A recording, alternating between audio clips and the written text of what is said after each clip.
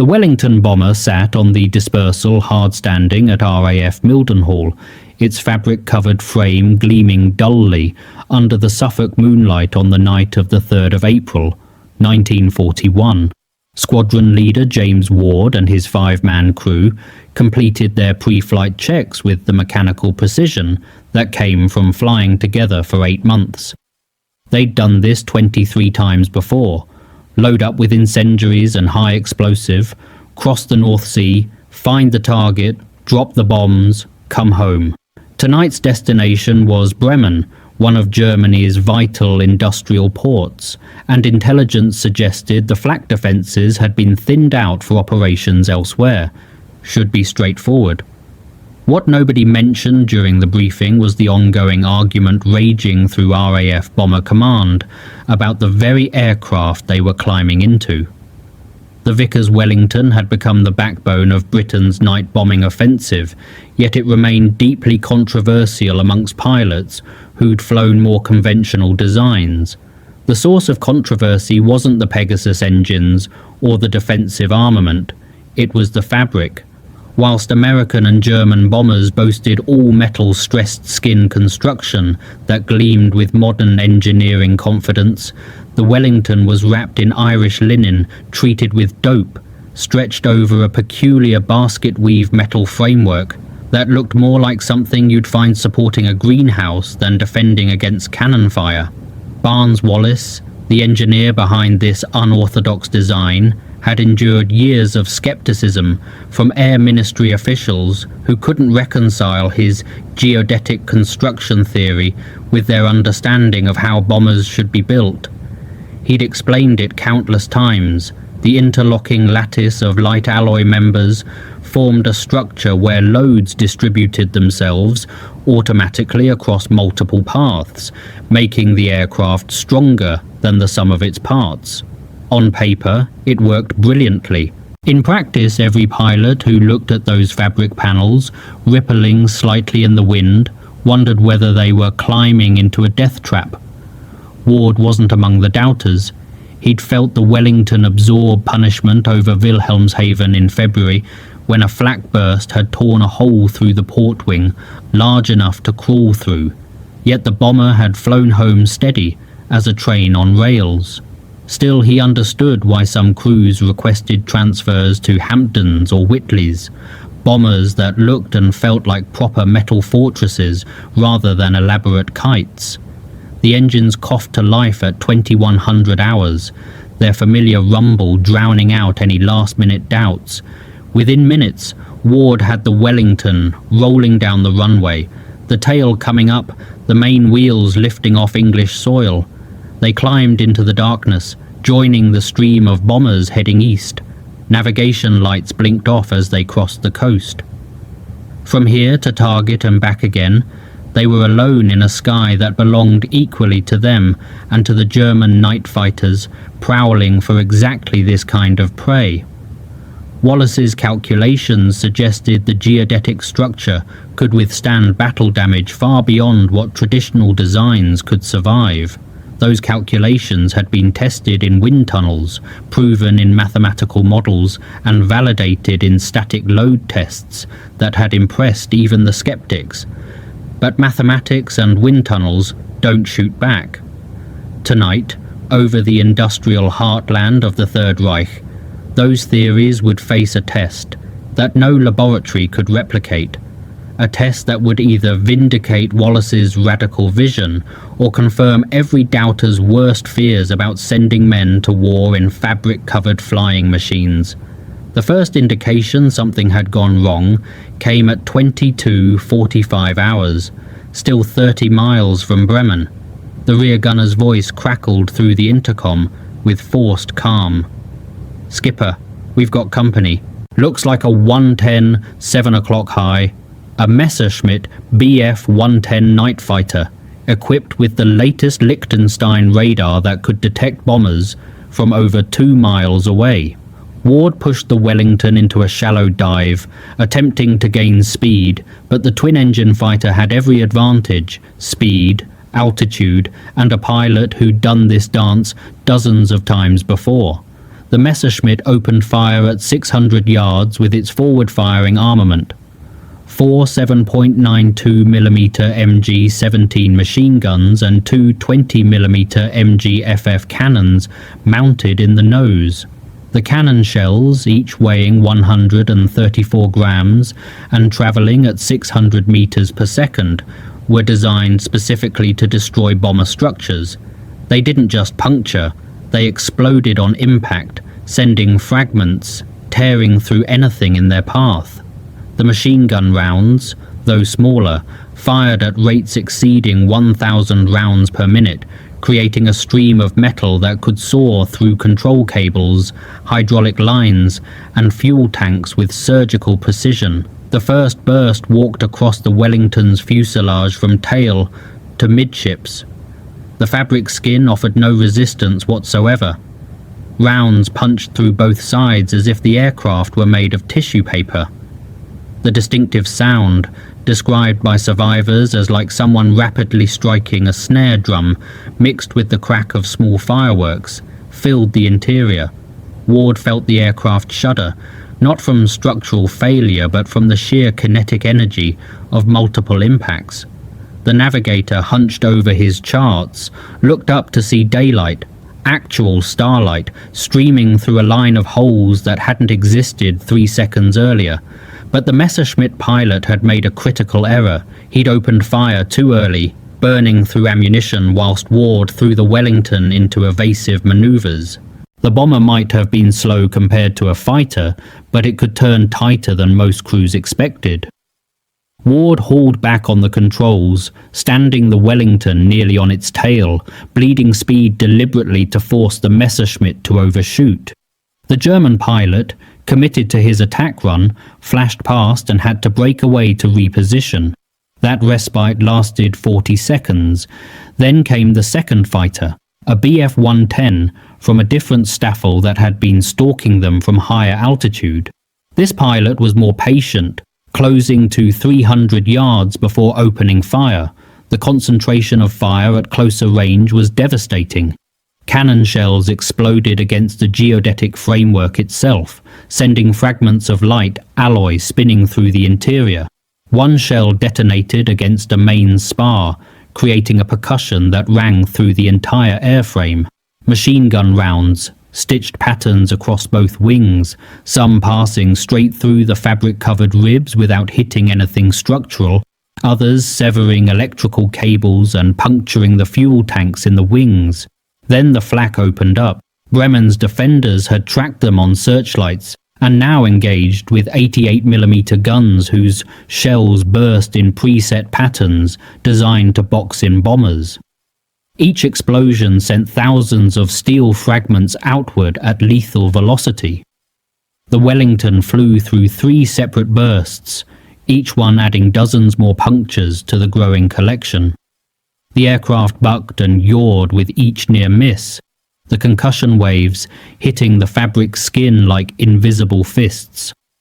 Ward's instruments told a story of systematic destruction. The airspeed indicator needle was dancing erratically, a severed pitot line.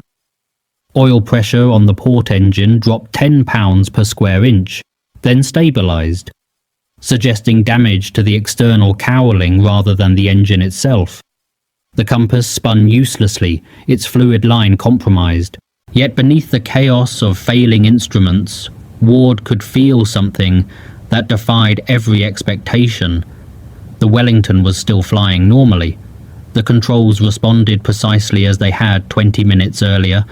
There was no alarming vibration, no tendency to yaw or roll, no sensation that the aircraft was coming apart beneath him. The wireless operator, positioned amidships where the fuselage was widest, found himself in the surreal position of watching machine gun rounds enter one side of the aircraft and exit the other, passing through the empty space between structural members without hitting anything vital. One round had clipped his desk, sending splinters into his logbook. Another had punched through his parachute pack hanging on the wall. He could count 17 separate holes within arm's reach, each one surrounded by torn fabric that flapped in the slipstream. yet the aircraft maintained altitude and heading as though nothing had happened. The first Messerschmitt pilot, having repositioned for another attack, came in again from the port quarter. He fired another 2-second burst, roughly 120 rounds combined from cannons and machine guns. He watched his tracer rounds impact the bomber's fuselage and wings, saw fabric tear away in strips, observed pieces of the Wellington's structure breaking free and tumbling away into the darkness. In his combat report filed 3 hours later, he would confidently claim a Wellington destroyed, reasoning that no aircraft could absorb that level of damage and remain airborne. He broke away to search for new targets, certain he'd just witnessed a bomber's death spiral begin, but the Wellington hadn't entered any spiral.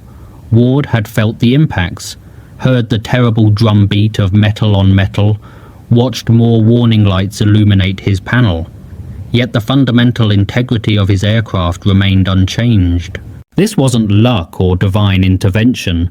This was geodetic construction doing exactly what Barnes-Wallis had promised it would do. Each time a round severed one of the basket weave framework members, the load that member had been carrying automatically redistributed itself to adjacent members. The structure healed around damage like a spider's web. Break one strand, and the web sags slightly, but doesn't collapse because 50 other strands share the burden. The second Messerschmitt pilot, more experienced than his colleague, recognized something unusual. He'd destroyed 11 bombers in his career, and they all followed predictable patterns once sufficiently damaged. They lost altitude. They trailed smoke or flame. They developed pronounced yaws or rolls as control surfaces failed. This Wellington was doing none of those things. It was simply continuing toward Bremen as though annoyed, rather than mortally wounded. He positioned for a third attack, determined to aim more carefully for the engines or the cockpit, components that couldn't possibly survive direct hits. His third pass added another 47 holes to the Wellington's collection, 3 of which passed within inches of Ward's head. One cannon shell exploded against the main spar directly behind the pilot's seat. The impact transmitted through the geodetic structure as a sharp crack, followed by a ringing resonance. Ward instinctively checked the controls, still responsive. The airframe, still solid. The German pilot, now critically low on ammunition and fuel, watched his quarry continue flying and made a decision that would haunt his post-mission debriefing. He broke off and headed home, filing a report of probable destroyed rather than confirmed kill. The Luftwaffe's intelligence branch, the Oberkommando der Luftwaffe's Technical Assessment Division, had been tracking Wellington bomber specifications since 1938, when the first production models entered RAF service. Their analysts, most of whom had engineering backgrounds from Germany's prestigious technical universities, produced detailed reports that circulated through fighter command headquarters. These reports contained accurate information about the Wellington's wingspan, bomb load, defensive armament, and operational ceiling, but they also contained a fundamental misunderstanding that would prove catastrophic for German night fighter doctrine. Document reference OKL/IC 3-412, dated November 19th, 1939, described the Wellington's construction method in dismissive terms. The report's author, an engineer who'd spent years working on the Heinkel 111's all-metal stressed skin design, characterized the geodetic framework as an antiquated approach more suitable for civilian transport than combat operations. The analysis continued. Fabric covering provides virtually no protection against modern weapons. British reliance on this construction method indicates industrial capacity limitations rather than informed design choice. The conclusion recommended that pilots engaging Wellingtons should expect rapid structural failure after concentrated fire. This assessment reflected Germany's own design philosophy. The Luftwaffe had committed entirely to metal construction. The Junkers 88, Heinkel 111, and Dornier 17 all featured aluminum alloy, monocoque or semi-monocoque structures, where the metal skin itself carried primary loads. This approach produced aircraft that looked and felt substantially more robust than fabric-covered designs. When cannon shells struck German bombers, they created small, localized holes that didn't compromise overall structural integrity because the surrounding metal skin continued carrying loads. German engineers assumed British fabric-covered bombers would behave oppositely. That fabric would tear extensively from each impact, rapidly compromising the entire structure. Night fighter pilots received tactical briefings based on these technical assessments. Standard doctrine for engaging Wellingtons, as outlined in training materials from the Nachtjagdschule training school at Schleißheim, emphasized short, concentrated bursts aimed at the fuselage rather than extended fire patterns. The reasoning seemed sound. Why waste ammunition when fabric construction meant the target would disintegrate after absorbing a few dozen rounds? Pilots were taught to engage, fire briefly, then immediately seek new targets rather than lingering to confirm destruction. Visual confirmation was considered unnecessary. If you hit a Wellington properly, it simply ceased flying. This tactical doctrine worked perfectly against genuinely vulnerable aircraft. When Luftwaffe fighters engaged Armstrong-Whitworth-Whitleys or Handley-Page-Hamptons, both of which used more conventional, stressed skin construction with fabric-covered control surfaces, the abbreviated attack pattern produced excellent results. Concentrated fire damaged critical structural elements, and the bombers either broke apart in flight or spiraled uncontrollably toward the ground. German pilots accumulated impressive kill counts, their combat reports filled with confident assessments of bombers destroyed after brief engagements. But Wellingtons kept flying home with damage that should have been lethal. Combat reports began accumulating inconsistencies. A pilot would describe scoring definite hits on a Wellington, watching fabric tear away, observing pieces separating from the aircraft, then admit losing visual contact before confirming the crash. Intelligence officers initially attributed these reports to inexperienced pilots or poor visibility conditions. The possibility that German technical assessments might be fundamentally wrong didn't feature in their analysis. After all, fabric was fabric, metal was metal, and German engineering expertise was unquestionable. The reports must be explained by pilot error, not by gaps in Luftwaffe intelligence understanding of British construction methods that were proving far more sophisticated than anyone in Berlin had imagined. Barnes Neville Wallace hadn't set out to revolutionize bomber construction. His path to the Wellington began with lighter-than-air craft, specifically his work on the R-100 airship between 1929 and 1930. That enormous dirigible, 809 feet long and requiring 5 million cubic feet of hydrogen, taught Wallace something crucial about structural engineering. Conventional methods weren't always optimal methods. The R-100's internal framework used a geodesic pattern, a series of intersecting spirals forming triangulated structures that distributed loads across the entire frame rather than concentrating stress at specific points. When the airship pitched or yawed in turbulent air, no single structural member bore excessive force because dozens of members shared